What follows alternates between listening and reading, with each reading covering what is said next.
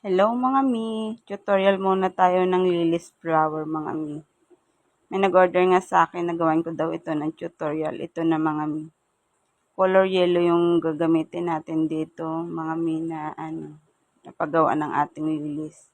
Ganito lang gagawin natin mga mi. Pinold ko lang dyan yung ating fussy wire. 2 piraso. Tapos mga mi, i-bend din natin siya dito. Ganyan.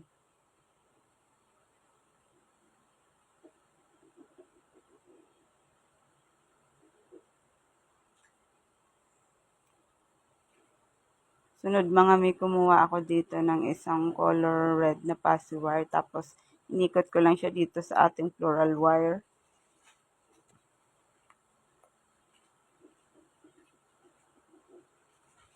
Madali lang siyang gawin mga miss. Sundan nyo lang yung ating video. Para kung gusto niyo gumawa ng ganitong flowers mga miss. Maganda siyang ipanglagay sa ating flower bouquet. Sunod mga may ganito lang gagawin natin. Ganyan. I-bend rin natin siya. Tapos mga may ipatong-patong natin yung fussy wire dito. 4 pieces nga na fussy wire ang nilagay ko dyan. Bali, 2 piraso lang yan mga mi na aking pinutol sa gitna. 3cm yan siya mga mi.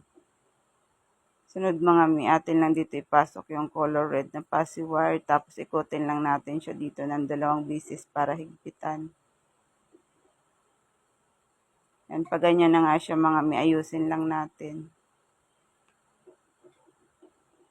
Tapos ibaba lang natin yung color red dito sa gilid. Yung 2, ganyan. Tapos itali na natin siya mga mi. Ayusin lang natin siya. Ganyan na nga yung itsura niya mga mi. 5 pieces nga yung ginawa ko nito. 5 petals siya mga mi. Sunod mga mi, pumutol lang din ako ng fussy wire tapos ginanito ko lang siya. Ito naman yung gagawin nating pinaka-stamen niya mga mi. Sunod mga mi, akin lang siyang ginapitan para medyo manipis na siya.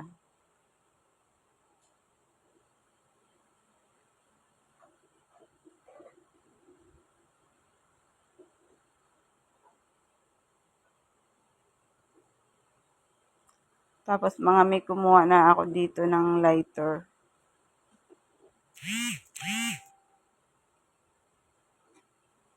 Pasensya na mga may at hindi ko na napakita.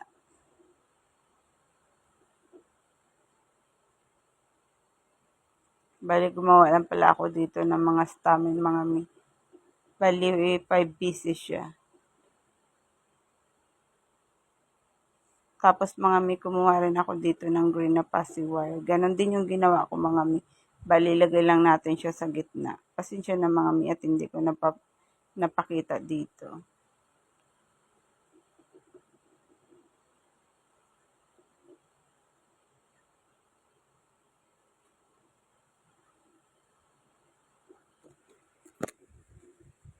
Tapos mga mi, kumuha lang ako ng lighter dito.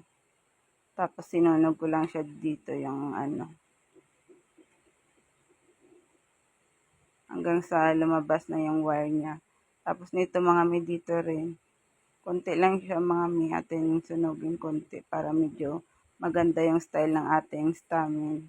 Ganyan na nga siya mga mi. Bali, 4 pieces niya na colored ang ginawa ko dyan, panglagay sa gitna. Sunod mga mi, gumawa lang ako pala dito ng sipal.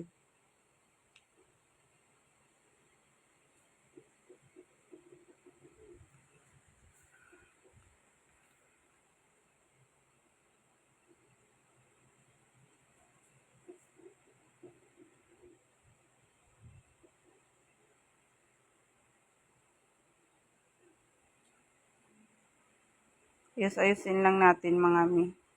Tapos i-press lang natin yung pinakadulo dito para medyo patuloy siya.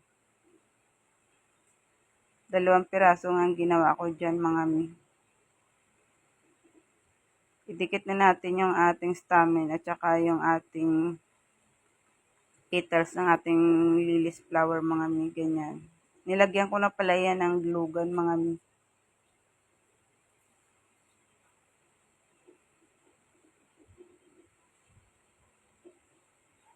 Ayusin nyo lang ang paglagay ng inyong mga flowers mga mi para magkasya yung 5 petals dito.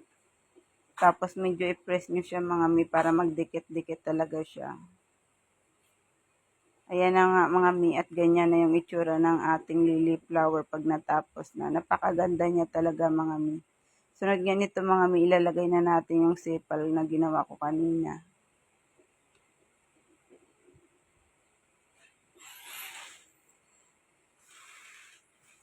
Nilagyan ko na yan ng glugan mga mi para dumikit.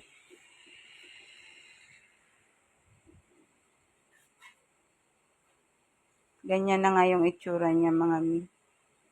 Sunod nga nito mga mi, kumuha na ako ng floral wire tapos nilagay ko na dito sa gitna. May glugan na rin yun siya mga mi para dumikit. Sunod nga nito mga mi, kumuha na ako ng ating floral tape tapos nilagyan ko na siya.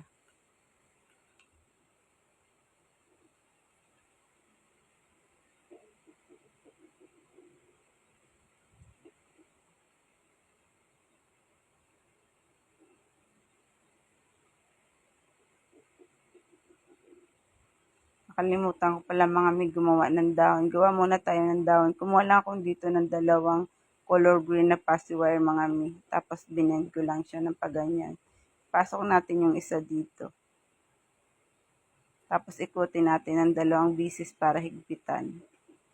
Alam niyo na itong gawin mga mi. Napakadali lang gawin ng ating dahon.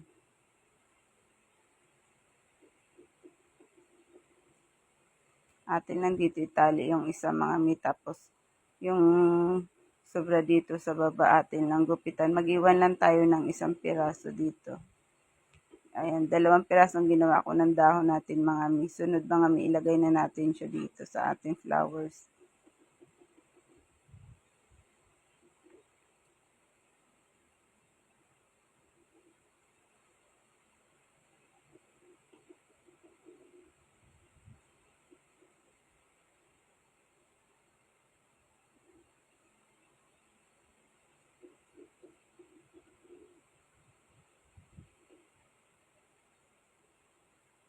Ganyan at tapos na nga siya mga mi. Napakaganda niya talagang tingnan mga mi. Maganda siya ilagay sa ating mga bouquet.